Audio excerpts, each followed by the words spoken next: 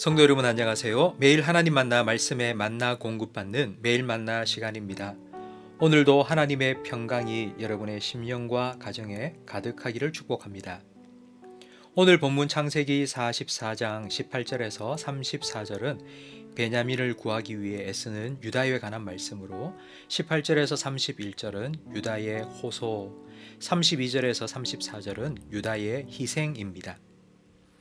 유다는 베냐민을 구하기 위해 형제들을 대표해서 총리 요셉에게 가까이 나아갑니다.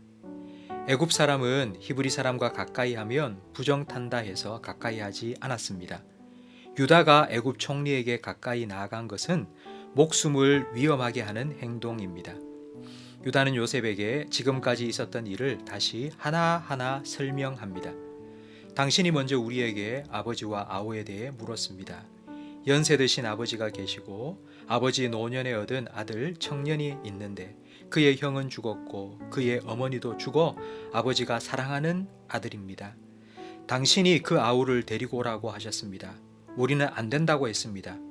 그 아이는 그의 아버지를 떠날 수 없습니다. 만약 떠나게 되면 아버지가 죽을 거라고 말씀드렸습니다.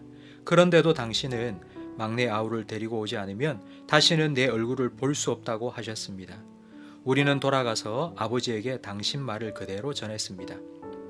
곡식이 떨어져 다시 사러 와야 했지만 막내 아우를 데리고 가지 않으면 그 사람 얼굴을 볼 수도 없다고 해도 아버지는 허락지 않으셨습니다.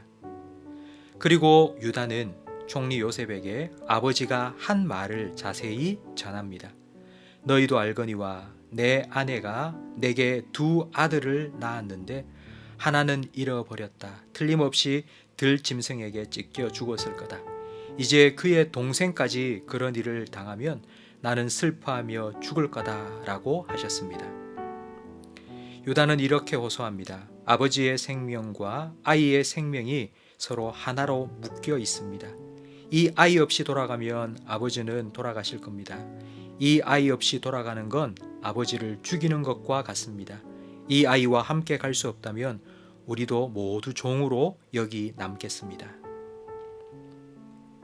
유다는 장남이 아닙니다.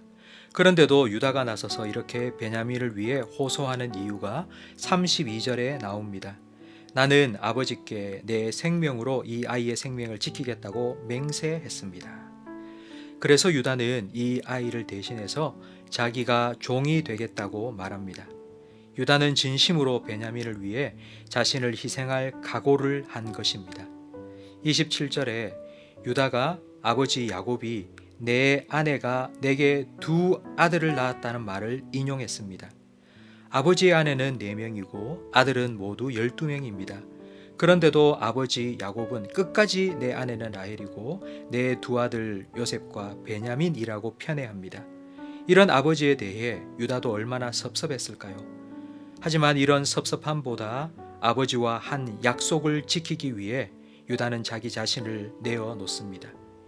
유다의 이런 모습은 성경에 최초로 등장하는 사람이 사람을 대신하는 대속의 사례이며 유다의 자손으로 오실 예수님을 미리 보는 것 같습니다. 오늘 함께 드릴 기도 제목입니다. 말해야 할 때 말할 수 있는 용기를 달라고 기도하시고 말할 때에 다른 사람의 분노를 사귈 수 있는 지혜로운 혀를 달라고 기도하시며 감정이 아니라 하나님의 말씀에 따라 살아가게 해달라고 기도하시기 바랍니다.